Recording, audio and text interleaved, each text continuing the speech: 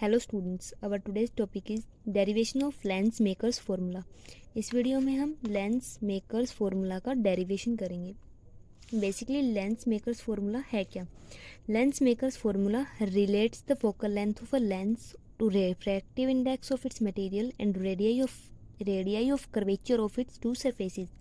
जो lens maker formula है वो क्या करता है, जो फोकल लेंथ है और जो रिफ्रैक्टिव इंडेक्स है, इन दोनों को रेडियाई ऑफ जो कर्वेचर है उसके साथ हम रिलेट करेंगे। बेसिकली मैं आपको बता देती हूँ कि जो फोकल लेंथ है वो किसके इक्वल होगी, mu minus one by R1 minus 1/R2। ये रिजल्ट हम इसमें प्रूव करेंगे। इट मीन्स इस वीडियो में हम इस रिजल्ट को इस्टेब्लिश करेंगे। इस रिजल्ट को इस्टेब्लिश करने का क्या मतलब है कि जो एफ है हमारी वो फोकल लेंथ है, म्यू हमारा रिफ्रैक्टिव इंडेक्स है और ये दोनों रेडियाई ऑफ कर्वेचर्स हैं। ये रिजल्ट हम डिराइव करेंगे इस वीडियो में।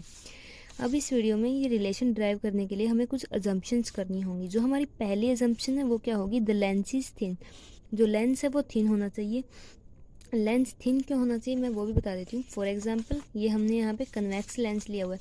जो ये कन्वेक्स लेंस लिया हुआ है, अब ये लेंस अगर थिन नहीं होगा तो क्या होगा कि जो ये इस साइड का डिस्टेंस है और ये यहाँ का डिस्टेंस है, इन दोनों के डिस्टेंस में सेपरेशन आ जाएगी। इट मीन्स ये डिस्टेंस और ये डिस्टेंस क्या हो जाएंगे, अलग अलग हो जाएंगे। ये हमने थिन इसीलिए लिया है ताकि ये डिस्टेंस इसके इक्विवेलेंट या फिर इक्वल आ जाए। इसीलिए हमने लेंस क्या लिया है, थिन लिया है, so that the distance measured from the poles of the two surfaces of lens can be taken as same as the distance measured from optical centre of lenses. For example यहाँ पे हमारा पोल P1 है, ये P2 है और ये हमारा optical centre है। इट मीन्स जो ये डिस्टेंस है हमारा, इसमें सेपरेशन ज़्यादा ना आए, ये डिस्टेंस हमारा क्या हो, इक्विवेलेंट या इक्वल हो। जो हमारी नेक्स्ट अजम्पशन है वो है aperture of lens is small. हमारा जो लेंस है उसका अपर्चर स्मॉल होना चाहिए। इट मीन्स ये लेंस है, ये ना तो ज़्यादा लंबा होना चाहिए ना ही ज़्यादा चौड़ा होना चाहिए। इट मीन्स ये लंबा भी नहीं होना चाहिए और थिक भी नहीं होना चाहिए। अपर्चर स्मॉल का मतलब है ये अपर्चर छोटा होना चाहिए ऐसे, और जो लेंस स्मॉल होने का मतलब क्या है कि लेंस थिन भी होना चाहिए। जो हमारा नेक्स्ट पॉइंट है, ऑब्जेक्ट इज पॉइंट ऑब्जेक्ट। जो हमारा ऑब्जेक्ट है वो पॉइंट ऑब्जेक्ट होना चाहिए। फॉर एग्जांपल हमने यहाँ पे कहीं प्रिंसिपल एक्सिस पे ये ऑब्जेक्ट ले लिया, point object. Make small angles with principal axis. It means कि जो ये हमारा प्रिंसिपल एक्सिस है इसके साथ angle of incidence, it means i, और हमारा आर, ये दोनों ही हमारे जो एंगल्स है ये क्या होने चाहिए, स्मॉल होने चाहिए। अब हम सबसे पहले कन्वेक्स लेंस की डायग्राम को अच्छे से समझेंगे, क्योंकि अगर कन्वेक्स लेंस का डायग्राम हमें अच्छे से क्लियर हो जाता है तो ये टॉपिक बहुत इजी है। सेंटर भी बोलते हैं। हम इसमें क्या करेंगे कि दो रिफ्रैक्टेड सरफेसेस को मानेंगे। एक रिफ्रैक्टेड सरफेसेस है ये और एक रिफ्रैक्टेड सरफेसेस है ये। इसको मैं नाम दे देती हूँ x, इसको मैं नाम दे देती हूँ y। सिमिलरली इसको मैं P1 x, ये P2 प्रिंसिपल एक्सिस हैं दो। ये प्रिंसिपल एक्सिस इस रिफ्रैक्टेड सरफेस के लिए होगा और ये प्रिंसिपल एक्सिस इस रिफ्रैक्टेड सरफेस के लिए होगा। हम सबसे पहले क्या करेंगे कि अब हमें पता है जैसे कि जो लेंस होता है वो हमेशा डेंसर मीडियम होता है एज कम्पेयर टू एयर, क्योंकि एयर रेयर मीडियम का काम करती है और लेंस डेंसर मीडियम का काम करता है। तो यहाँ पे भी एयर है तो ये म्यू1 होगा, रेयरर मीडियम। यहाँ पे ये लेंस है तो ये डेंसर मीडियम है तो इसको हम म्यू2 का नाम दे देंगे, और यहाँ पे फिर से एयर है तो ये म्यू1 हो जाएगा। ये अलग अलग मीडियम लिए हुए हैं हमने।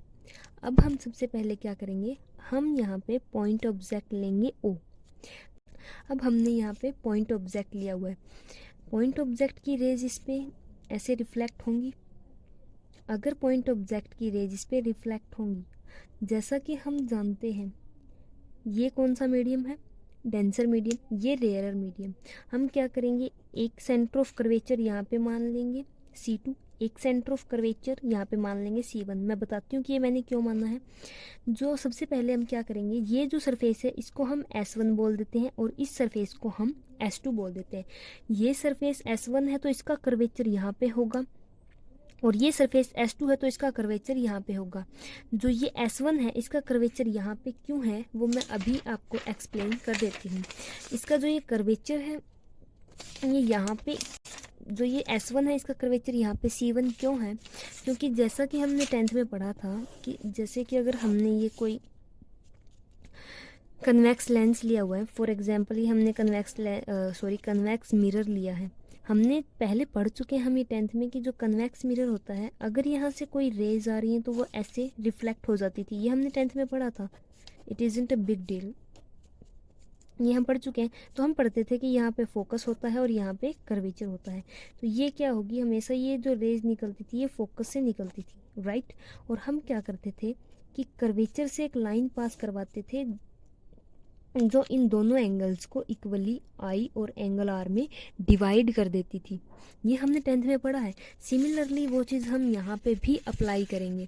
हम क्या करेंगे, जैसे कि हमने ये फोकस पे पीछे एक्सटेंड की थी और एक रे हमने पास की थी कर्वेचर से जो इन दोनों एंगल्स को इक्वली डिवाइड करती है। और हमने पढ़ा भी था 10th में कि जो रेज इनको इक्वली डिवाइड करती है उसे हम क्या बोलते हैं, नॉर्मल। सिमिलरली ये C1 इसीलिए है क्योंकि ये कर्वेचर है इसका, क्योंकि जो ये कर्वेचर है, जो ये सरफेस है, फॉर एग्जांपल जैसे मैं इसको आपको यहाँ पे ड्रॉ करके दिखा देती हूँ। जैसे कि हमने ये लिया हुआ है लेंस और एक लेंस हमने ये लिया हुआ है, राइट। ये हमने एक लेंस लिया हुआ है। हम अगर इसको ऐसे ड्रॉ करें तो ये हमारे पास एक सर्कल बनता है। सिमिलरली अगर मैं इसको ड्रॉ करूँगी तो यहाँ पे भी दूसरा सर्कल बनेगा। तो जो ये सर्कल बनता है इसका कर्वेचर तो हमारा यहाँ पे हुआ, और जो ये कर्वेचर है हमारा, इसका सेंटर कहाँ पे होगा, इसका सेंटर यहाँ पे होगा। तो इसीलिए जो हमारा ये S2 सरफेस है इसका कर्वेचर यहाँ पे इसका सेंटर ऑफ कर्वेचर यहाँ पे है। और जो डायग्राम क्या कहता है कि कोई पॉइंट ऑब्जेक्ट है, उससे रे आ रही है और ये रे इससे क्या करेंगी, रिफ्रैक्ट करेंगी। रिफ्रैक्ट कैसे करेंगी, उससे पहले मैं आपको एक चीज़ बता देती हूँ। मैंने अभी बताया था कि हमने नॉर्मल बनाना है। हम क्या करेंगे, इसको ऐसे एक्सटेंड करेंगे पीछे। अगर ये ऐसे एक्सटेंड हो जाती है, अब ये जा रही है रेयर टू डेंसर। अगर ये रेयर टू डेंसर जाएगी तो ये जाएगी टुवार्ड्स द नॉर्मल। तो ये रे हमारी नॉर्मल्स की तरफ बेंड हो गई है, क्योंकि हमें पढ़ चुके हैं कि रेयर टू डेंसर क्या होता है, बेंड टुवार्ड्स द नॉर्मल। तो ये नॉर्मल की तरफ क्या होगी, है हमारी रे बेंड हो। इस नॉर्मल को हम नाम दे देंगे N1। अब हम क्या करेंगे कि यहाँ पे एक नॉर्मल डालेंगे। यहाँ पे एक नॉर्मल क्यों डालेंगे वो भी मैं आपको अभी बता देती हूँ। एक नॉर्मल हमने ये यहाँ पे डाल दिया, इसका हमने नाम दे दिया N2। क्या होता अगर ये रे सीधी पास हो जाती, अगर ये रे सीधी चली जाती तो ये इमेज हमारे पास यहाँ बनती, ये इमेज हमारे पास यहाँ बनती और इसका नाम क्या होता, इसका नाम होता I1। ठीक है, हम I1 इसका नाम दे देते हैं।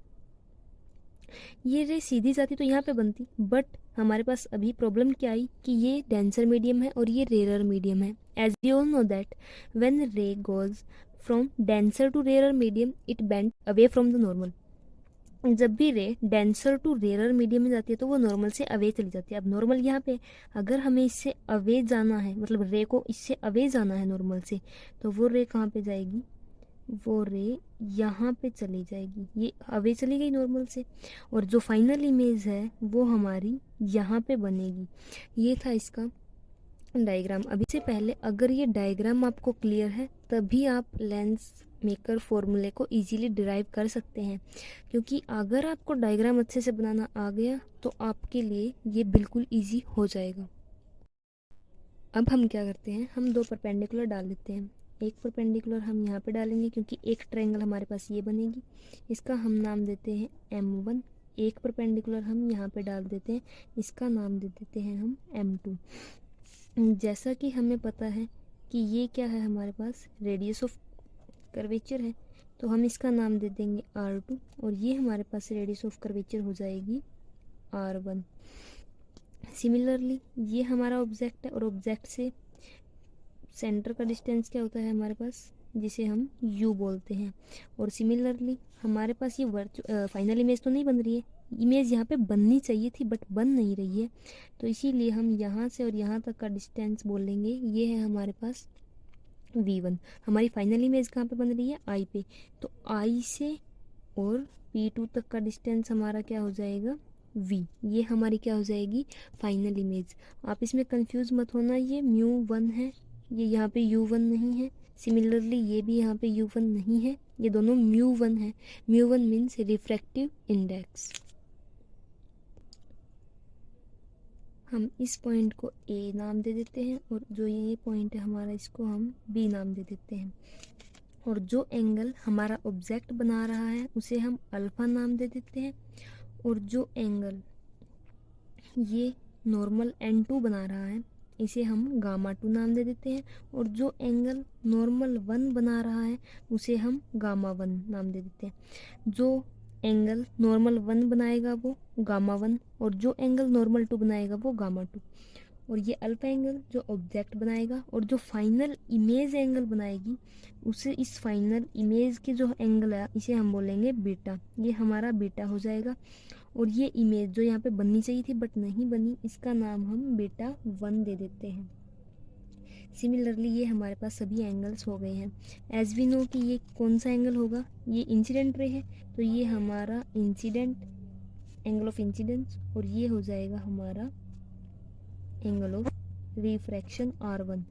ध्यान रखना कि ये एंगल जो है ये हमारा नॉर्मल और रिफ्रैक्टेड रे के बीच में ही बनना चाहिए। सिमिलरली यहाँ पे भी दो हमारे पास रिफ्रैक्शन भी हुआ है और एंगल ऑफ इंसिडेंस भी है हमारे पास। तो जो एंगल ऑफ इंसिडेंस है वो किसके बीच में बनेगा, नॉर्मल और रे के बीच में। तो जो ये हमारा एंगल है ये हो जाएगा I2। ये I2 क्यों होगा, क्योंकि ये नॉर्मल और इंसिडेंट रे के बीच में है इसीलिए ये I2। और जो ये एंगल है ये एंगल हमारे पास हो जाएगा R2 क्योंकि ये रे और नॉर्मल के बीच में है। एक चीज़ का ध्यान रखना कि I1 R1 हमेशा नॉर्मल और इंसिडेंट और रिफ्रैक्टेड रे के साथ ही बनते हैं। जैसा कि हमने स्नेल्स लॉ में पढ़ा था कि μ2 बाई μ1 किसके इक्वल होता है, sine I by sine R के बराबर होता है। ये हमने स्नेल्स लॉ से पढ़ा था तो इसलिए हम लिख देते हैं फ्रॉम स्नेल्स लॉ। ये हम स्नेल्स लॉ में पढ़ चुके हैं। तो अगर हमने यहाँ पे साइन I और साइन R लिया हुआ है, अगर हम हमारे डायग्राम में देखेंगे यहाँ पे हमारे पास I1 और R1 है। I1 और R1 इसलिए क्योंकि हम ये इस सरफेस के लिए ले रहे हैं। मैं ऊपर लिख भी देती हूँ कि ये हमने किस सरफेस के लिया है। इस सरफेस का नाम क्या हो जाएगा हमारे पास X P1 Y। सरफेस के लिए हम हमारी वैल्यूज़ निकाल रहे हैं। हम यहाँ पे लिख भी देते हैं रिफ्रैक्शन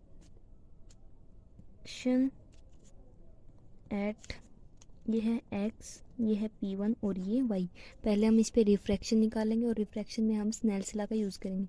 अब अगर आप सबको दिख रहा हो कि ये हमारा सरफेस है तो यहाँ पे हमारा एंगल ऑफ इंसिडेंस कितना है I1 और यहाँ पे एंगल ऑफ रिफ्रैक्शन है R1। तो यहाँ पे भी हम I1 और R1 ही लेंगे। अब हमने कन्वेंशंस भी देखी थी और अजम्पशंस भी देखी थी। हमने ये पढ़ा था कि हमारा जो ये कर्वेचर है वो ये स्मॉल होगा, लेंस है वो थिन होगा, ये सब चीज़ें हम पढ़ चुके हैं। अगर हमारा लेंस बहुत थिन है इट मीन्स हमारे एंगल्स भी क्या होंगे, एंगल्स भी स्मॉल होंगे। तो जो हमारे I1 एंड R1 हैं आर स्मॉल एंगल्स, ये स्मॉल एंगल्स होंगे। मैं पहले भी बता चुकी हूँ कि ये स्मॉल इसलिए होंगे क्योंकि हमने लेंस भी थिन लिया है, कर्वेचर भी थिन लिया है। और लेंस थिन है, कर्वेचर थिन है, it means hour angle will be small, हमारे एंगल्स भी स्मॉल होंगे।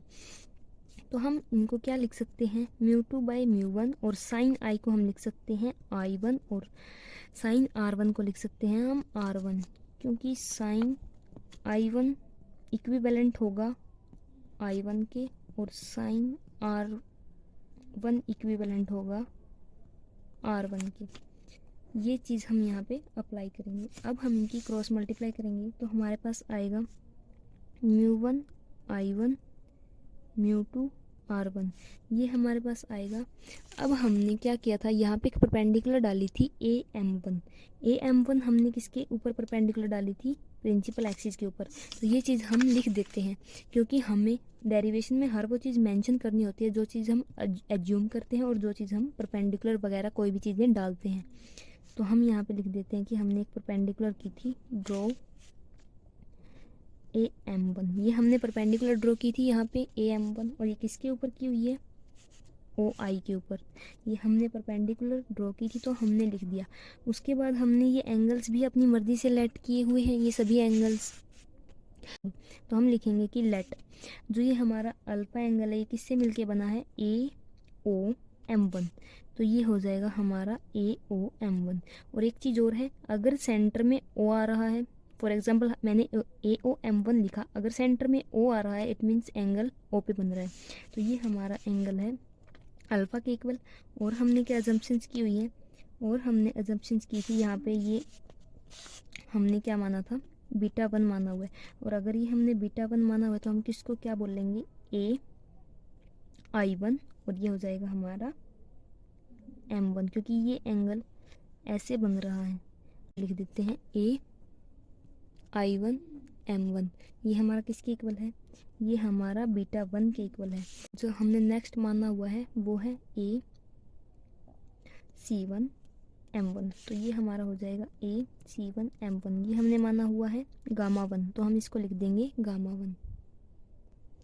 अब हम इसमें क्या करेंगे, इसमें हम एक ट्रायंगल लेंगे OAC1। OAC1 इट मीन्स ये वाला हमारा, ये ट्रायंगल होगा हमारा ये वाला। अगर हम ये वाला ट्रायंगल ले लेंगे और इस ट्रायंगल में हमें दिख रहा होगा कि जो I1 है वो हमारा है एक्सटीरियर एंगल, तो हम लिख देते हैं कि हमारा जो I1 है वो एक्सटीरियर एंगल है। और हम छोटी क्लासेस में ये पढ़ चुके हैं कि एक्सटीरियर एंगल क्या होता है, सम ऑफ इंटीरियर एंगल्स। तो हमारे एंगल्स, इंटीरियर एंगल्स कौन कौन से हैं, एक एंगल हमारा ये है और एक एंगल ये है, तो हम इसको सम लिख देंगे अल्फ़ा प्लस γ1, क्योंकि ये हमारे इंटीरियर एंगल्स हैं। अब हम क्या करेंगे, अब हम ट्रायंगल ले लेंगे I1AC1। इसमें हमारा I1 ये रहा, A ये रहा और C1 ये रहा। इट मीन्स हम ले लेंगे ये वाला ट्रायंगल। तो एक ट्रायंगल हमने ये वाला लिया हुआ है और एक ट्रायंगल हमने ये वाला लिया हुआ है। अब हम लेंगे I1C1, ये वाला ट्रायंगल लेंगे। में आपको दिख रहा होगा कि हमारे पास γ1 है एक्सटीरियर एंगल, और इंटीरियर एंगल्स हमारे पास कौन कौन से हैं, β1, और ये हमारे पास है यहाँ पे R1। तो हम यही चीज़ यहाँ पे लिख देते हैं, हमारा एक्सटीरियर एंगल है γ1, हमारे इंटीरियर एंगल्स कौन कौन से हैं, β1 और R1। हम यहाँ पे लिख देते हैं β1 प्लस R1। अब हमने I की वैल्यू निकाल ली यहाँ से, और यहाँ से अब हम किसकी वैल्यू निकालेंगे, R की। ये हमारा गामा है और ये हमारा R है, तो हम यहाँ से R1 की वैल्यू निकालेंगे तो हमारे पास क्या आएगा, R1 की वैल्यू आएगी हमारे पास γ1 माइनस β1। ये हमारे पास I1 की वैल्यू आ गई और ये हमारे पास R1 की वैल्यू आ गई। इन दोनों वैल्यूज़ को हम उठा के हमारी इस इक्वेशन में, इस इक्वेशन को मैं फर्स्ट इक्वेशन नाम दे देती हूँ। इस इक्वेशन में हम ये वैल्यूज़ पुट कर देंगे जो अभी हमने निकाली थी। एक वैल्यू हमने निकाली थी R1 और एक वैल्यू निकाली थी हमने I1। ये दोनों वैल्यूज़ उठा के हम हमारी फर्स्ट इक्वेशन में पुट कर देते हैं। मैंने जैसे ही ये वैल्यू पुट की, क्योंकि I1 की वैल्यू ये थी तो मैंने ये यहाँ पे पुट कर दी, R1 की वैल्यू हमारे पास ये है तो मैंने यहाँ पे ये R1 की जगह पे ये वैल्यू पुट कर दी। मैं इसको यहाँ पे ऐसे R1 लिख देती हूँ क्योंकि कन्फ्यूजन हो जाएगी थोड़ी सी। ये हमारे पास R1 है, इसकी वैल्यू मैंने ये यहाँ से उठा के इसके अंदर रख दी, ये हमारे पास आ गया है। तो हम उसे आर्क बाय रेडियस में रिप्रेजेंट करते हैं। हमारे एंगल्स स्मॉल हैं तो हम उसे आर्क बाय रेडियस में रिप्रेजेंट करेंगे। अब हमारे जो ये एंगल्स हैं हम इनको किस में रिप्रेजेंट करेंगे, आर्क बाय रेडियस में। μ1 को हम μ1 लिख लेते हैं, और जो हमारा अल्फ़ा है, अब हम इस डायग्राम में देखते हैं हमारा अल्फ़ा कहाँ पे है, हमारा अल्फ़ा यहाँ पे है। तो अगर हमारा ये एंगल है तो जो AM1 है वो हमारी क्या होगी, वो हमारी आर्क होगी। ये भी मैं बताऊंगी क्यों होगी, पहले हम लिख लेते हैं AM1 है वो हमारी आर्क होगी। जो हमारी रेडियस है वो हमारी क्या होगी, M1O, ये हमारी रेडियस होगी। ये M1O हमारी रेडियस हो गई। सिमिलरली गामा वन कहाँ पे है हमारा, गामा1 ये रहा। तो इस गामा1 के लिए AM1 क्या हो जाएगी हमारी, AM1 हमारी आर्क हो जाएगी, और M1 और C1 हमारी क्या हो जाएगी, रेडियस। और ये M1 और C1 ये रेडियस हो गई। सिमिलरली यहाँ पे μ2 है, μ2 आ जाएगा। यहाँ पे है अल्फ़ा1 है, ये है अल्फ़ा1। यहाँ पे भी ये अल्फ़ा ही था। अल्फ़ा1 के लिए हमारे पास यहाँ पे हमने क्या लिखा था, AM1, ये सेम ही रहेगा हमारा। ये M1 C1, ये है हमारा β1। हमारा यहाँ पे ये β1 है, बीटा वन की हम वैल्यूज़ निकाल लेंगे तो बीटा वन की वैल्यू हमारे पास क्या आएगी, ए एम वन आर्क हो जाएगी हमारी, ए एम वन हमारी आर्क है, और यहाँ से और ये यहाँ तक का डिस्टेंस हमारा क्या हो जाएगा, ये हमारा हो जाएगी रेडियस। एम वन से आई वन तक का डिस्टेंस हमारा हो जाएगा, एम वन से आई वन तक का डिस्टेंस हमारा क्या हो जाएगा, रेडियस। अब मैं ये बताती हूँ आपको कि ये क्यों आर्क है और ये क्यों रेडियस है। जो ए एम वन है, अगर हम इन सभी को भूल जाएं और अगर हम सिर्फ इस ट्रायंगल को कंसीडर करें, तो इस जो ये हमारा ट्रायंगल है, इस ट्रायंगल में अगर हम इस ट्रायंगल में निकाल लें तो ये हमारी जो होती है, ये जो डिस्टेंस होता है हमारा, ये डिस्टेंस हमारा रेडियस होता है, और जो ये स्मॉल डिस्टेंस होता है हमारा, ये क्या होती है, हमारी आर्क होती है। अभी भी आर्क और रेडियस निकालने में कन्फ्यूजन होती है, तो हम क्या करेंगे कि जो प्रिंसिपल एक्सिस पे डिस्टेंस है वो हमारा हमेशा रेडियस रहेगा, और जो ये परपेंडिकुलर डिस्टेंस है वो हमेशा हमारी आर्क रहेगी। ये शॉर्ट ट्रिक है निकालने की या फिर याद रखने की, क्योंकि जो हमारा परपेंडिकुलर डिस्टेंस है, ये हम क्या करेंगे, हम सिर्फ इस ट्रायंगल को देखते हैं। इस ट्रायंगल में ए एम वन है, वो हमारी आर्क होगी, और एम वन से ओ वन तक का डिस्टेंस है हमारा, वो क्या होगा, हमारा रेडियस होगा। एक चीज़ हमेशा ध्यान रखना कि जो परपेंडिकुलर से डिस्टेंसेस होंगे आपके, वही आपके रेडियस की तरह कंसीडर किए जाएंगे। अगर आप ये डिस्टेंस यहाँ से कंसीडर करते हैं, फॉर एग्जांपल मैंने यहाँ पे एम वन आई वन लिया था, अगर इसकी जगह मैं M2 I2 ले लेती हूँ, ये वाला डिस्टेंस, तो ये गलत हो जाएगा, क्योंकि मैं सरफेस ये ले रही हूँ तो मैं डिस्टेंस भी इसी सरफेस से मेज़र करूँगी ना, इसी सरफेस के परपेंडिकुलर से मैं डिस्टेंस मेज़र करूँगी, क्योंकि मैंने सरफेस ये लिया हुआ है। सिमिलरली मैंने ये सरफेस लिया, इसीलिए मैंने ये यहाँ पे परपेंडिकुलर डाला, ये मेरा रेडियस की तरह बिहेव करेगा, ये आर्क की तरह। सिमिलरली इस ट्रायंगल में भी ये मेरा आर्क होगी और ये मेरी रेडियस होगी, क्योंकि हमने माना तो यही ट्रायंगल था ना। अगर आपको आप एक चीज़ नोटिस कर रहे होंगे कि यहाँ पे भी हमारे पास ए एम वन है, यहाँ पे भी ए एम वन है, और यहाँ पे भी और यहाँ पे भी। तो मैं क्या करती हूँ, यहाँ से मैं ए एम वन कॉमन ले लेती हूँ, यहाँ से ए एम वन मैंने कॉमन लिया, और म्यू मेरा यहाँ पर पहले से ही पड़ा हुआ है, ये मल्टीप्लाई में ध्यान रखना ये चीज़। यहाँ पे हो जाएगा मेरा A M one O plus one by M one C one. ये क्यों हो गया, क्योंकि मैंने ए एम वन कॉमन ले लिया। सिमिलरली मैं यहाँ से भी ए एम वन को कॉमन ले लेती हूँ, तो मेरे पास अंदर बचेगा M one C one minus one by M one I one. अब मैंने एक कॉमन लिए हुए, ये यहाँ पे मल्टीप्लाई में, यहाँ पे आके डिवाइड में, और इसको कैंसिल कर देगा, तो मैं इसीलिए यहाँ पे इनको सीधा कैंसिल कर रही हूँ। तो जो मेरे पास जो वैल्यू आई है वो आई है A M one O plus one by M one C one mu two multiply one by M one C one minus one by M one I one. ये मेरे पास वैल्यूज़ आई हुई है। अभी आपको अगर एक चीज़ नोटिस हो रही होगी कि यहाँ पे आप एक चीज़ देखिए, इस डायग्राम के अंदर देखना, यहाँ पे मेरे पास क्या है, M1O है, तो यहाँ पे मेरा ये M1 है, आपको आई होप दिख रहा होगा, ये मेरा M1 है। M1 और जो मेरा ये C है, M1 और C, इनके बीच में डिस्टेंस जो है वो बहुत ही निग्लेजिबल है। M1 और C के बीच में जो डिस्टेंस है वो बहुत ही निग्लेजिबल है। तो मैं क्या करूँगी, इन दोनों डिस्टेंसेस को जहाँ जहाँ पे भी M1 है मैं वहाँ पे C से रिप्लेस कर दूँगी, क्योंकि ये जो है M1 है वो हमने एज्यूम किया हुआ है और C हमारे पास एक्चुअल सेंटर है। तो हम क्या करेंगे, इस निग्लेजिबल डिस्टेंस को निगलेक्ट करके हम M1 है वहाँ पे हम C लिख देंगे। तो चलो हमारे पास सबसे पहले है M1O, ये इक्विवेलेंट किसके हो जाएगा, ये हमारा M1O है, ये इक्विवेलेंट हो जाएगा CO के। ये इक्विवेलेंट क्यों हो जाएगा मैं अभी भी बता चुकी हूँ कि इनके बीच में डिस्टेंस स्मॉल है, तो हम इसको लिखेंगे CO। सिमिलरली M1 C1 है हमारे पास, ये किसके इक्विवेलेंट हो जाएगा, ये हो जाएगा C1 के। और सिमिलरली हमारे पास यहाँ पे है M1 I1, ये किसकी इक्विवेलेंट हो जाएगा, CI1 के। तो हम इन सभी वैल्यूज़ को इन सभी वैल्यूज से रिप्लेस कर देते हैं। मैंने ये सभी वैल्यूज़ पुट कर दी, M1O की जगह मैंने CO रख दिया, ये रख दिया मैंने यहाँ पे। M1 C1 की जगह पे मैंने C1 रख दिया, और M1 C1 की जगह पे मैंने यहाँ पे ये C1 रख दिया। M1 I की जगह पे मैंने CI ये यहाँ पे रख दिया। फिर मैंने क्या किया, इस म्यू की यहाँ पे अंदर मल्टीप्लाई कर देती हूँ मैं।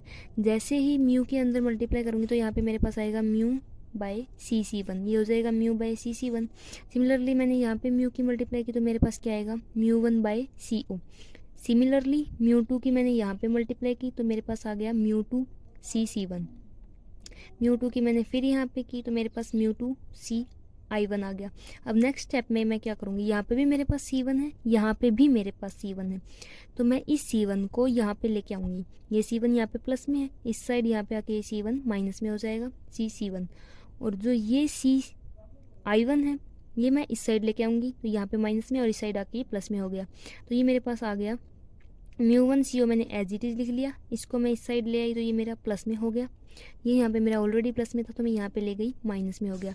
ये वैल्यूज़ मैंने एज इट इज़ रख ली और यहाँ पे मैंने इनका ले लिया LCM। तो LCM आएगा इनका C1 और ये हो जाएगा ऊपर μ2 एज इट इज़ और माइनस μ1। ये हमारा सेकेंड इक्वेशन बन जाएगी। ये हमें याद रखना है रिजल्ट, क्योंकि ये आगे हमारे काम आएगा। अभी हमने जो रिफ्रैक्शन किया था वो हमने क्या किया था, रिफ्रैक्शन एट XP1Y।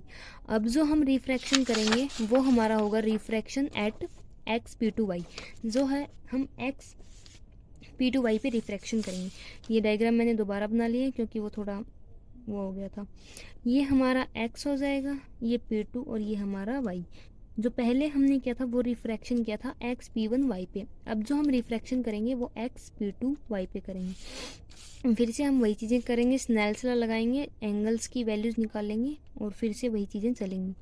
यहाँ पे मैंने μ1/μ2 लिखा हुआ है और यहाँ पे मैंने sin(I2)/sin(R2) लिखा हुआ है। अब आप एक चीज़ सोचेंगे कि मैंने यहाँ पे μ1/μ2 लिखा हुआ है और sin(I)/sin(R2), लेकिन अगर आपने एक चीज़ नोटिस की होगी कि मैंने यही चीज़ पीछे क्या लिखी हुई थी, μ2/μ1 इज इक्वल टू sin(I1)/sin(R1). यहाँ पे मेरे पास था μ1/μ2 और यहाँ पे मेरे पास है μ2/μ1। ये क्यों लिखा हुआ है मैं आपको एक चीज़ बता देती हूँ कि जब हमने यहाँ पे पीछे किया था, जो ये रिफ्रैक्शन किया था, तो हमने क्या किया था, जो ये μ2 लिया हुआ था ये हमारा कौन सा मीडियम था, डेंसर मीडियम। μ1 कौन सा मीडियम था, हमारा रेयर मीडियम। तो जो मैंने ये μ2 लिखा हुआ है ये मैंने डेंसर मीडियम लिखा हुआ है, बट जो एंगल मैंने लिया हुआ है वो किसका लिया हुआ है, मैंने रेयर मीडियम का। सिमिलरली जो ये μ1 है ये मेरा रेयर मीडियम है, बट sin(R1) मेरा एंगल जो है, ये एंगल R1 यहाँ पे है, ये एंगल जो है डेंसर मीडियम का है। ये चीज़ें आपको ध्यान रखनी है। सिमिलरली यही चीज़ मैंने यहाँ पे की है, जो मैंने μ1 लिया हुआ है। μ1 कौन सा मीडियम है, मेरा रेयर मीडियम। अगर ये मेरा रेयर मीडियम है तो sin(I2) मेरा कहाँ पे बन रहा है, डेंसर मीडियम के अंदर। मैं आपको दिखा भी देती हूँ कि यहाँ पे ये मेरा I2 बन रहा है। I2 मेरा किस मीडियम के अंदर है, डेंसर मीडियम के अंदर। तो यहाँ पे मैंने इसीलिए इक्वल टू में μ1 लिया हुआ है, क्योंकि अगर हम यहाँ पे मीडियम डेंसर लेते हैं तो एंगल रेयर का होता है। अगर आपने स्नेल्स लॉ अच्छे से किया होगा, पता है कि हमारा जो कर्वेचर है वो स्मॉल है तो हमारे एंगल्स भी स्मॉल होंगे। और इसको हम sin(I2) को हम I2 के इक्विवेलेंट मान लेंगे और sin(R2) को हम R2 के इक्विवेलेंट मान लेंगे। तो हमने sin(I2) की जगह I2 रख देंगे, sin(R2) की जगह R2 रख दिया। ये हमारा यहाँ पे μ1 μ2 था। जब हम इनकी क्रॉस मल्टीप्लाई करेंगे, जब हम इन दोनों की क्रॉस मल्टीप्लाई करेंगे तो μ1 × R2 हो जाएगा, ये मैंने रख दिया। μ2 × I2 हो जाएगा, ये भी मैंने रख दिया। नेक्स्ट स्टेप में फिर से हम दो ट्रायंगल्स लेंगे, उनसे वैल्यू निकालेंगे। जो हमारा ट्रायंगल होगा वो होगा, पहला जो हमारा ट्रायंगल होगा हम वो लेंगे ट्रायंगल BI1C2। ये वाला जो ट्रायंगल है ये हमारा पहला ट्रायंगल होगा। और ये आपको कैसे लेना है ये हम इसके अंदर भी देख लेते हैं कि हमारा कहाँ पे है, ट्रायंगल BI1C2। तो हमारा ये B यहाँ पे है, I1 मेरा ये रहा और C2 मेरा ये रहा। तो मेरा ये हो जाएगा ट्रायंगल BI1C2। तो हम इसको कैसे लिख सकते हैं, ये हमारा ट्रायंगल है। आई होप आपको दिख भी रहा होगा।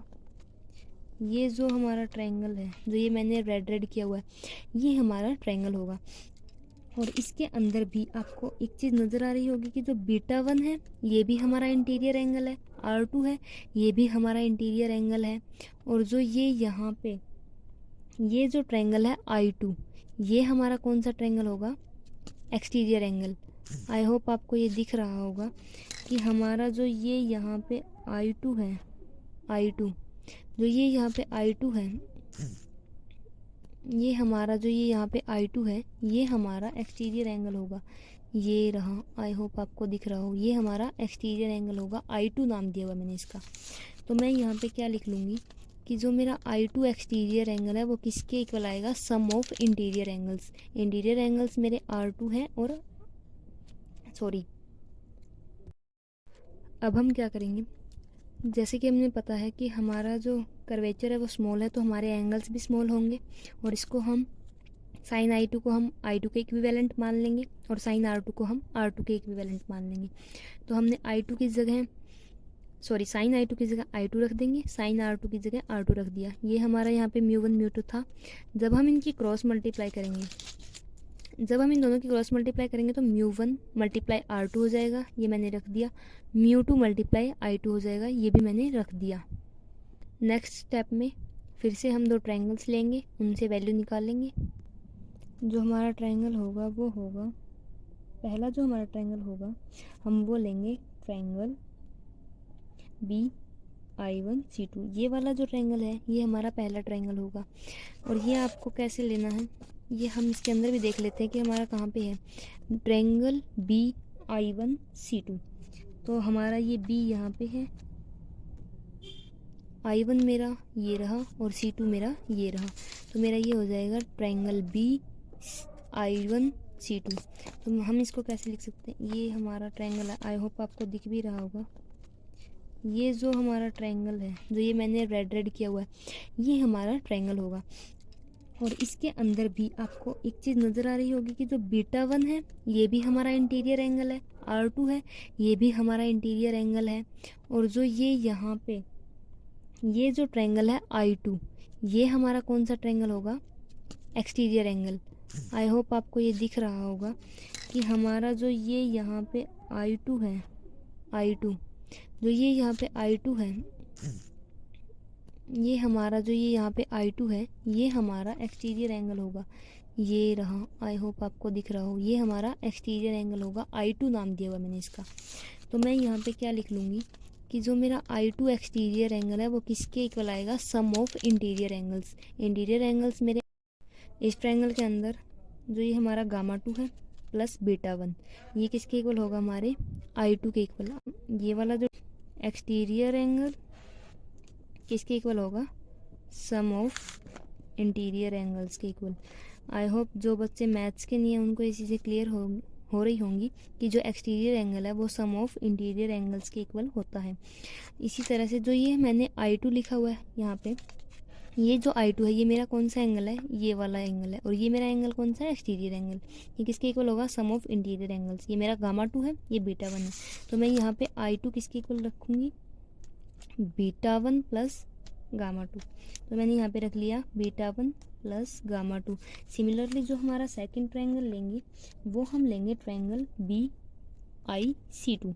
ये मेरा ट्रायंगल होगा BIC2। अब डायग्राम में देखते हैं एक बार BIC2 कहाँ पे है। ये मेरा B है, ये मेरा I है और ये मेरा C2 है। तो जो ये BIC2 ये वाला जो ट्रायंगल होगा हमारा BIC2, ये वाला ट्रायंगल लेंगे हम। इस ट्रायंगल में देखेंगे कि कौन एक्सटीरियर है और कौन इंटीरियर एंगल है। इस ट्रायंगल में ये जो है ये हमारा कौन सा एंगल है, एक्सटीरियर एंगल है। और जो गामा 2 प्लस बीटा है ये हमारे इंटीरियर एंगल्स होंगे। तो मैं यहाँ पे लिख लेती हूँ, R2 मेरा किसके इक्वल आ जाएगा, R2 आएगा गामा 2 प्लस बीटा। तो ये हो जाएगा गामा 2 प्लस बीटा। और मैं आपको एक चीज़ और क्लियर कर देती हूँ, जो आप ये एक्सटीरियर एंगल लेते हो ये आपको कैसे लेना है, आपको नॉर्मल के साथ हमेशा एक्सटीरियर एंगल लेना है। अगर आपने एक चीज़ नोटिस की होगी, ये भी हमारा नॉर्मल था N2, तभी मैंने इसका ये एक्सटीरियर एंगल लिया ना। और यहाँ पे भी मैंने ये I2 लिया था। तो ये मेरा जो नॉर्मल था और ये मेरी रे थी, जो ओरिजिनल रे है, ये मेरी रे थी और ये मेरा नॉर्मल था। इन दोनों के साथ ये एक्सटीरियर एंगल बन रहा था। आप एक चीज़ का ध्यान रखना कि नॉर्मल और रे इनके साथ ही एक्सटीरियर एंगल बनता है। जो ये मैंने ली थी रे, ये इसलिए ली हुई थी क्योंकि ये इमेज यहाँ पे बननी चाहिए थी बट एक्चुअली में नहीं बन रही। तो इसका मतलब ये थोड़ी ना कि हम इसके साथ भी एंगल बना देंगे एक्सटीरियर, नहीं। एक्सटीरियर एंगल हमेशा नॉर्मल और एक्चुअल रे के साथ ही बनेगा। ये हमने ये I2 की वैल्यू भी निकाल ली है। Gamma two plus beta one, यहाँ पे मैंने R2 की वैल्यू भी निकाल ली है, गामा टू प्लस बीटा।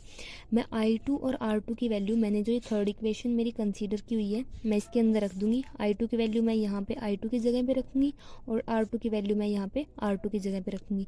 मैं जैसे ही ये वैल्यू रखूँगी, R2 की जगह पे मैंने क्या रख दिया, गामा टू प्लस बीटा, तो R2 की जगह पे मैंने रख दिया गामा टू प्लस, सॉरी ये यहाँ पे मैंने I2 की जगह रखा हुआ है, ये मेरा गामा,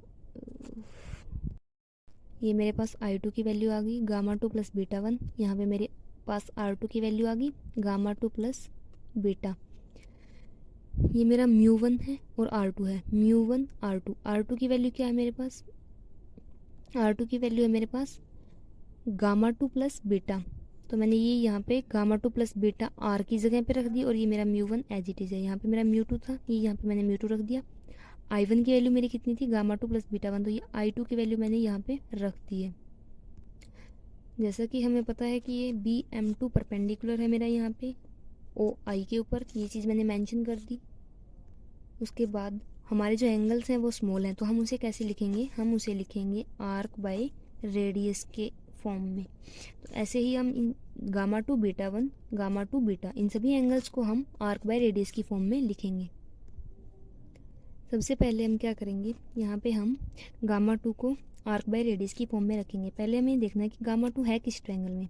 यहाँ पे ये हमारा गामा टू किस ट्रायंगल में है, ये वाली ट्रायंगल में है, क्योंकि हमें वो ट्रायंगल देखनी है जिसमें परपेंडिकुलर है। अब ये हमारा गामा टू बन रहा है, तो मैंने पहले भी बताया था कि जो हमारी परपेंडिकुलर होगी वो हम हमेशा आर्क लेंगे, और जो हमारी रेडियस है वो क्या लेंगे, हम बेस लेंगे। और हमें परपेंडिकुलर ट्रायंगल देखना है। अब ये वाला हमने सरफेस लिया हुआ है, तो इसकी परपेंडिकुलर लाइन तो ये वाली है, तो हमारी ये परपेंडिकुलर जो लाइन है ये हमारी क्या हो जाएगी, आर्क। तो BM2 मेरी क्या हो जाएगी, आर्क। तो मैंने ये यहाँ पे BM2 मेरी आर्क रख ली, और ये C2M2 मेरी रेडियस है। तो ये मेरा C2 है और ये मेरा M2 है, ये मेरी यहाँ पे मैंने रेडियस रख दी। Similarly beta one, beta one मेरा कहाँ पे है, ये मेरा बीटा वन है। बीटा वन के अंदर परपेंडिकुलर कौन सा है, हमारा परपेंडिकुलर तो सेम ही रहेगा, इस जो कर्वेचर है इस कर्वेचर के लिए हमारा परपेंडिकुलर ये रहेगा। तो BM2 मेरा परपेंडिकुलर और मेरी रेडियस क्या हो जाएगी, परपेंडिकुलर को हम क्या लिखेंगे, आर्क। तो मैंने यहाँ पे ये BM2 मैंने आर्क रख दी है, और सिमिलरली अब मेरी रेडियस निकालनी है मैंने, तो ये यहाँ से डिस्टेंस कहाँ तक, M2 तक, तो M2 से I1 ये मेरी क्या हो जाएगी, रेडियस। तो ये M2 से I1 मेरी हो गई रेडियस। सिमिलरली मैंने mu one as it is रख लिया, गामा टू की वैल्यू मैंने यहाँ पे भी निकाली थी, तो ये BM2 C2M2 ये एज इट इज आ गई। अब बीटा की वैल्यू निकालते हैं। बीटा की वैल्यू हम कैसे निकाल सकते हैं, ये बीटा है मेरा, बीटा के अंदर ये as it is BM2 perpendicular रहेगा, और M2I क्या रहेगा मेरा, M2I मेरी रेडियस रहेगी। तो ये M2I मेरी रेडियस है और BM2 मेरी आर्क हो जाएगी। यहाँ तक हमारा हो गया है। नेक्स्ट स्टेप में हम क्या करेंगे, यहाँ पे भी BM2 है, यहाँ पे भी BM2 है, तो हम BM2 को हमने यहाँ पे कॉमन ले लिया। सिमिलरली यहाँ पे भी BM2 है, यहाँ पे भी BM2 है, तो यहाँ पे भी हमने BM2 कॉमन ले लिया। म्यू वन हमारा एज इट इज़ है। यहाँ पे BM2 से BM2 कैंसिल कर देंगे, क्योंकि यहाँ पे BM2 इसके साथ मल्टीप्लाई में है, इस साइड आके डिवाइड में कैंसिल आउट हो जाएगा एक दूसरे से। फिर हमारे पास जो बचेगा वो होगा mu two as it is, 1 में C2M2 प्लस 1 में M2I1। सिमिलरली यहाँ पे हमारे पास बचेगा mu one 1/C2M2 plus 1/M2I। ये हमारा यहाँ तक हो चुका है। अब हम आगे करेंगे। जैसा कि हमने पढ़ा था कि हमारा जो लेंस है उसका अपर्चर जो है वो बहुत स्मॉल है, तो हम क्या करेंगे, जो ये हमारा M2 है इसको हम C2 ही मान लेंगे। इनके डिस्टेंस को, जो ये जो डिस्टेंस है इस डिस्टेंस को हम निगलेक्ट कर देंगे। तो जो यहाँ पे हमारे पास M2 है इसको हम C से रिप्लेस कर देंगे। जैसे कि हमारे पास जो ये C2M2 है इसको हम रिप्लेस करेंगे, ये किसके इक्विवेलेंट होगा, ये C2 C के इक्विवेलेंट होगा। सिमिलरली जो हमारा M2I1 है ये हमारा किसके इक्विवेलेंट होगा, ये CI1 के इक्विवेलेंट होगा। सिमिलरली जो हमारा M2I है वो किसके इक्विवेलेंट होगा, वो CI के इक्विवेलेंट होगा। अब हम इन सभी वैल्यूज़ को यहाँ पे रिप्लेस करेंगे तो हमारे पास आएगा म्यू टू 1/, ये रिप्लेसमेंट की जगह पे हमारे पास ये आएगा, इसको रिप्लेस करके हमने ये मिला है। सिमिलरली म्यू वन हमारा एज इट इज़ जैसे ही हम C2M2 को रिप्लेस करेंगे हमारे पास क्या आएगा, C2C। ये हमने यहाँ पे रख दिया है। और सिमिलरली M2I को रिप्लेस करेंगे तो हमारे पास CI आ जाएगा। अब फिर से वही चीज़ होगी, यहाँ पे भी ये है, यहाँ पे भी ये सेम है। तो हम क्या करेंगे, इनके अंदर मल्टीप्लाई करेंगे, then we will take LCM। अगर हम म्यू2 के अंदर मल्टीप्लाई करते हैं तो ये होगा म्यू2 C2C, ये होगा म्यू2 CI। सिमिलरली ये होगा म्यू1 C2C प्लस म्यू1 CI। देन हम क्या करेंगे, इनका LCM ले लेंगे। ये प्लस में है, इस साइड लेके आएंगे, ये हो जाएगा हमारा। हम म्यू2 C2C को हम एज इट इज रखेंगे, इसको हम यहाँ पे लेके आएंगे तो ये हो जाएगा हमारे पास म्यू1 C2C। इसी तरह ये हमारा प्लस में है, इस साइड आके माइनस में हो जाएगा। और ये हमारे पास हमारी वैल्यू आ गई है। अब हम LCM ले लेते हैं। ये LCM लेने के बाद हमारे पास रिजल्ट आ गया। और ये जो हमारी इक्वेशन होगी, ये होगी हमारी फोर्थ इक्वेशन।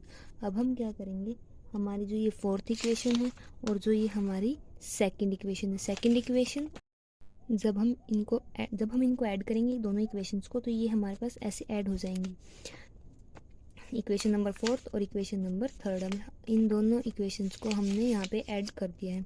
अब ये प्लस में है, ये माइनस में, ये कैंसिल आउट हो जाएंगी। हमारे पास जो बचेगी वो होगी म्यू1 प्लस म्यू1, यहाँ पे बचेगा C1 और यहाँ पे होगा CO। और यहाँ पे हमारे पास म्यू2 माइनस म्यू1, म्यू2 माइनस म्यू1 कॉमन आ जाएगा।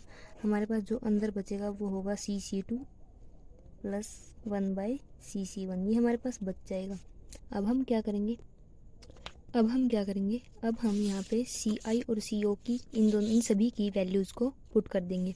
हमें वैल्यूज़ कैसे पुट करनी है, हमें साइन कन्वेंशन का ध्यान रखना होगा। जो हमारा ये मिरर है, इसके जो लेफ़्ट साइड में जो भी हम वैल्यूज़ लेंगे वो हम सभी वैल्यूज़ नेगेटिव लेंगे। और जो ये कर्वेचर है, इसके जो राइट साइड में जो वैल्यूज़ हैं उन सभी वैल्यूज़ को हम क्या लेंगे, पॉजिटिव। फॉर एग्जांपल हमारे पास यहाँ पे क्या है, CI है। यही इक्वेशन बची थी हमारे पास लास्ट में। हम क्या करेंगे, यहाँ पे CI की वैल्यू देखते हैं। ये हमारे पास C है और ये हमारे पास यहाँ पे I है। तो CI की वैल्यू हमारे पास कितनी दी हुई है, V1। और V1 राइट में है तो हम इसको क्या रखेंगे, पॉजिटिव। तो ये हो जाएगा म्यू1 V1। इसी तरह से CO, ये हमारे पास यहाँ पे C है, ये O है, ये डिस्टेंस हमारा कौन सा है, ये U है। तो हम क्या करेंगे, इसको माइनस में लेंगे, माइनस U। माइनस में क्यों लेंगे, क्योंकि ये लेफ़्ट साइड है। ये हमेशा याद रखना है कि जब भी हम डेरिवेशन करते हैं, इस टाइप के लेंस लेते हैं, तो हम क्या करते हैं, लेफ़्ट साइड वाली values negative and the right side की जो वैल्यूज़ हैं वो पॉजिटिव लेंगे। ये हमारा म्यू2 माइनस म्यू1 एज इट इज़। अब हम क्या करेंगे, C2 की वैल्यू रखते हैं। ये हमारे पास C है और ये हमारा C2 है। ये वैल्यू कितनी है हमारे पास, R2। ये हम माइनस में लेंगे क्योंकि ये लेफ़्ट साइड है। सिमिलरली C1 की वैल्यू है R1, ये हमारी राइट में है तो ये हमारी आ जाएगी यहाँ पे R1। ये हमारी वैल्यूज़ आई हैं। नेक्स्ट स्टेप में हम क्या करेंगे, डिवाइडिंग बोथ साइड बाय म्यू1। हम दोनों साइड म्यू1 से डिवाइड कर देंगे। जब हम यहाँ पे म्यू1 से डिवाइड करते हैं, फॉर एग्ज़ाम्पल मैंने इस कंप्लीट टर्म को म्यू1 से डिवाइड किया, तो क्या करेंगे, म्यू1 यहाँ से कॉमन लेंगे और ये इसको कैंसिल आउट कर देगा, क्योंकि इसको अंदर मल्टीप्लाई करेंगे तो ये कैंसिल आउट हो जाएगा। सिमिलरली यहाँ पे हो जाएगा म्यू2 म्यू1 म्यू1 म्यू1, ये हमारा एज इट इज़ रहेगा यहाँ पे। तो जैसे ही हम इसको अंदर मल्टीप्लाई करते हैं, इससे ये कैंसिल आउट हो जाएगा और हमारे पास यहाँ पे बचेगा 1/V1 प्लस 1/-U। और यहाँ पे हमारे पास बचेगा म्यू2/म्यू1, क्योंकि म्यू1 को कैंसिल करेंगे, हमारे पास यहाँ पे आ जाएगा 1। सिमिलरली हम क्या करेंगे कि जो हमारा म्यू2/म्यू1 है उसको हम क्या बोलेंगे, उसको हम म्यू बोलेंगे। जो हमारा म्यू है वो होगा refractive index of material of lens with respect to surrounding. Means कि जो ये हमारा म्यू होगा, ये रिफ्रैक्टिव इंडेक्स होगा lens with respect to surrounding. यहाँ पे हम लिख भी देते हैं, refractive index of material with respect to surrounding. ये हमने यहाँ पे म्यू रखेंगे, म्यू 2/μ1 की जगह पे। ये मैंने म्यू 2/μ1 की जगह पे म्यू रख दिया, मेरा 1 एज इट इज रहेगा और यहाँ पे हो जाएगा R1 - 1/R2। मैंने क्या कर दिया, इनको इंटरचेंज कर दिया। तो हमारे पास यहाँ पे जो वैल्यू आएगी ये आएगी, इसको भी मैं इंटरचेंज कर देती हूँ। और जैसा कि हम पहले पढ़ चुके हैं कि 1/v - 1/u को हम क्या बोलते हैं, मैं यहाँ पे लिख भी देती हूँ, 1/mi - 1/u को हम क्या बोलते हैं, 1/f। ये हमारी क्या आएगा, वो म्यू -1 1/R1 - 1/R2 आएगा। यही हमारा क्या है, फाइनल रिजल्ट है। आई थिंक ये रिजल्ट सभी को याद भी होना चाहिए, क्योंकि ये न्यूमेरिकल पॉइंट ऑफ व्यू से बहुत इंपॉर्टेंट रिजल्ट है और ये रिजल्ट सभी को आना भी चाहिए। अब हम क्या करेंगे, कनकेव लेंस का सिर्फ डायग्राम्स का, अगर हमें डायग्राम समझ आ गया तो सिमिलरली यही सभी स्टेप्स हमें, ये हमारा होगा centre of curvature as it is. यहाँ पे हम पॉइंट ऑब्जेक्ट ओ ले लेते हैं। हम क्या करेंगे, ये पॉइंट ऑफ ऑब्जेक्ट से जो रेज हैं वो यहाँ पे क्या होंगी, रिफ्लेक्ट। फिर ये रेज ऐसे आ रही हैं, तो हम क्या करेंगे, यहाँ पे एक C1 सेंटर ऑफ कर्वेचर बना लेते हैं। जैसे कि पता है कि हम नॉर्मल जो डालते हैं वो हमेशा सेंटर ऑफ कर्वेचर से पास होके ही डालते हैं। तो हम क्या करेंगे, यहाँ पे एक हमने ये बना लिया नॉर्मल। अब जैसे कि हमें पता है ये हमारा μ1 रेयर मीडियम है, μ2 डेंसर मीडियम है।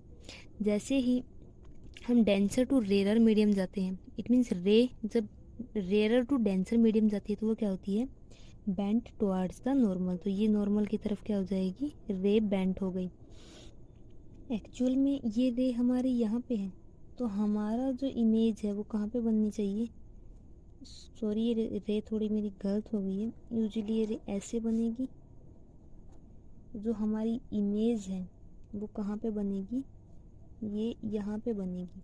इसको हम बोल देते हैं I1। यहाँ पे बननी चाहिए थी बट बनेगी तो नहीं ना, क्योंकि बनेगी क्यों नहीं अभी मैं आपको आगे एक्सप्लेन करती हूँ। यहाँ पे हम लिख देंगे C2 सेंटर ऑफ कर्वेचर जो सेकंड है, क्योंकि ये जो सेंटर ऑफ C1 कर्वेचर है ये किसके लिए है, ये हमारे इस लेंस के लिए, और ये कर्वेचर इस लेंस के लिए। आई थिंक ये बात आपको पता भी होगी, मैं पहले भी एक्सप्लेन कर चुकी हूँ। यहाँ पे भी हम क्या बनाएंगे, एक नॉर्मल बनाएंगे। ये हमारा नॉर्मल है। जब rare to denser denser to rare जाती है तो ये क्या हो जाती है, डेंसर टू रेयर में अवे फ्रॉम द नॉर्मल। तो ये नॉर्मल से क्या चली जाएगी, अवे चली जाएगी। और ये हमारा जो एंगल होगा ये होगा R2, और जो ये हमारा एंगल होगा ये I2 होगा। सिमिलरली ये क्या है हमारा नॉर्मल, और नॉर्मल के साथ जो एंगल बनता है वो होगा एंगल ऑफ इंसिडेंस। और अगर ये यहाँ से जा रही है तो जो एक्चुअल इमेज है हमारी बनेगी वो कहाँ पे बनेगी, यहाँ पे। इसको हम बोल देते हैं I। सो जो एक्चुअल इमेज है वो हमारी यहाँ पे बन रही है।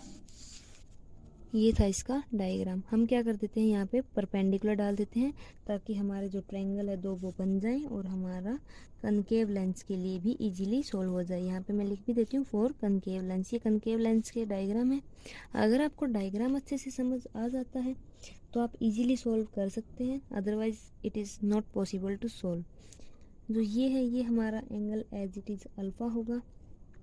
I1 के साथ एंगल हमारा बीटा 1 होता है, C1 के साथ हमारा एंगल गामा 1 होता है, I के साथ एंगल हमारा बीटा होता है, और C2 जो है इसके साथ हमारा एंगल कौन सा होता है, गामा 2।